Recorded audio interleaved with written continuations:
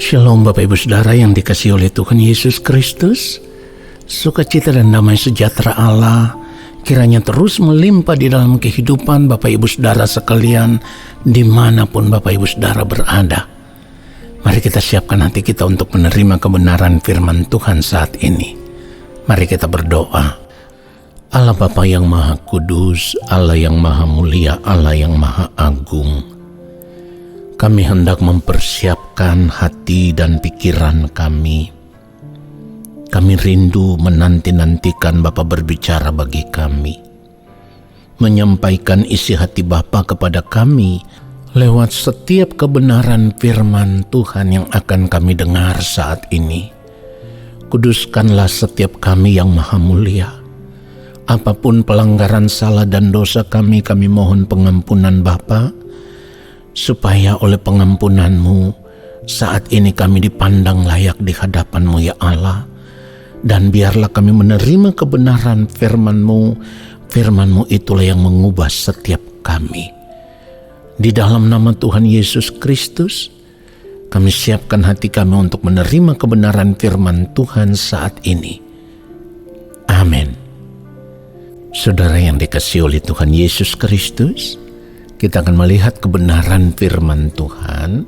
Filipi pasal yang kedua ayatnya yang ke-12. Hai saudara-saudaraku yang kekasih, kamu senantiasa taat. Karena itu tetaplah kerjakan keselamatanmu dengan takut dan gentar. Bukan saja seperti waktu aku masih hadir, tetapi terlebih pula sekarang waktu aku tidak hadir. Saudaraku, ketika kita masih hidup di dunia ini, kita harus benar-benar mengerti bahwa kekayaan hidup kita yang sesungguhnya sebagai orang percaya adalah ketika kita benar-benar mengasihi Tuhan dengan segenap hati kita, dengan segenap jiwa dan segenap akal budi. Saudara, kalau kita sungguh-sungguh mengasihi Tuhan, maka kita akan berhenti dari segala pencarian akan kebahagiaan dan kesenangan hidup dunia. Kenapa demikian? Karena ketika hati kita hanya ditujukan kepada Tuhan, maka dunia dengan segala kesenangannya menjadi tidak menarik lagi di mata kita. Nah, pada akhirnya kita hanya berusaha untuk hidup menyukakan dan menyenangkan hati Tuhan. Saudaraku, hati yang sungguh-sungguh mengasihi Tuhan akan membuat kita setiap saat ingin ada di hadirat Tuhan. Setiap saat ingin berjumpa dengan Tuhan. Setiap saat ingin berbicara dengan Tuhan. Rasa kasih kita yang tulus kepada Tuhan akan menjadi seperti magnet yang begitu kuat untuk selalu melekat dengan Tuhan. Dan apapun yang kita lakukan, akan kita lakukan semuanya hanya untuk kemuliaan Tuhan. Namun tentu hal ini memang sulit untuk dijelaskan secara lengkap.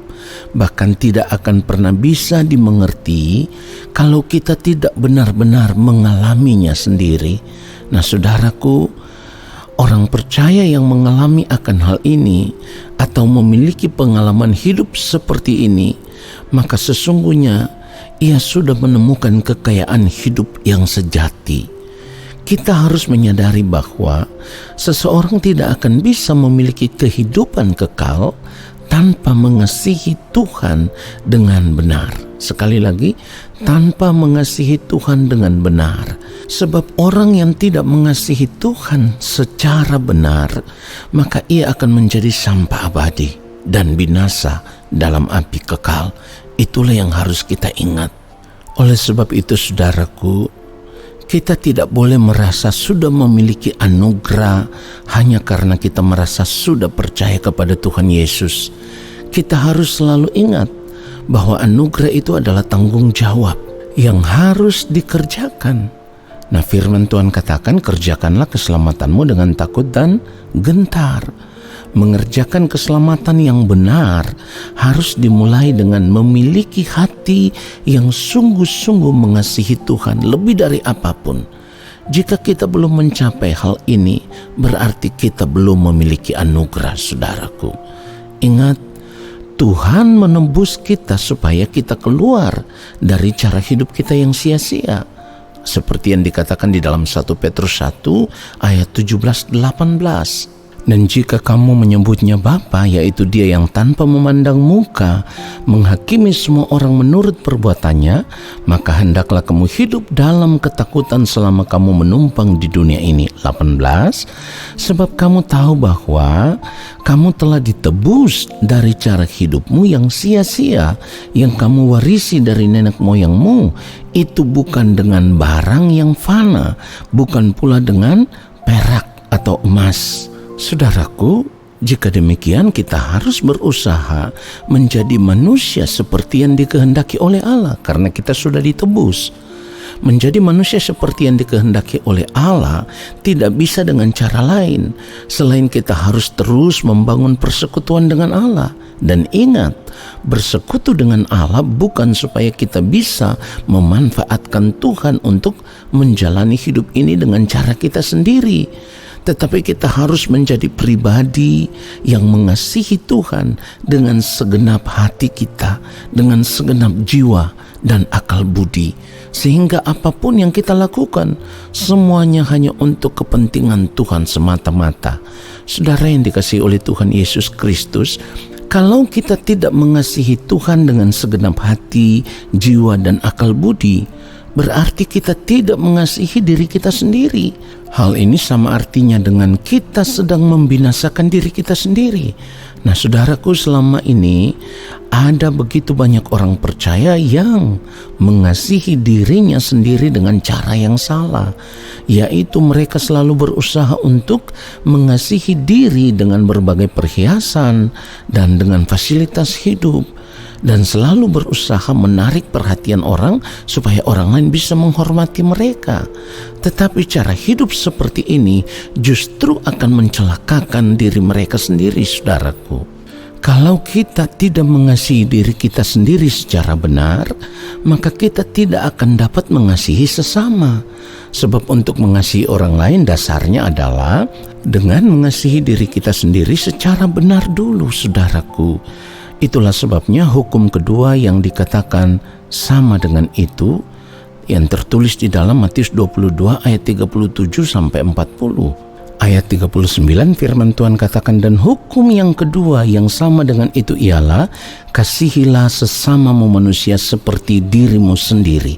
Ingat, saudaraku, tidak mengasihi sesama berarti kita menjadi pembunuh. Seorang pembunuh tidak mendapat bagian dalam kerajaan sorga, dan tentu ini sangat mengerikan.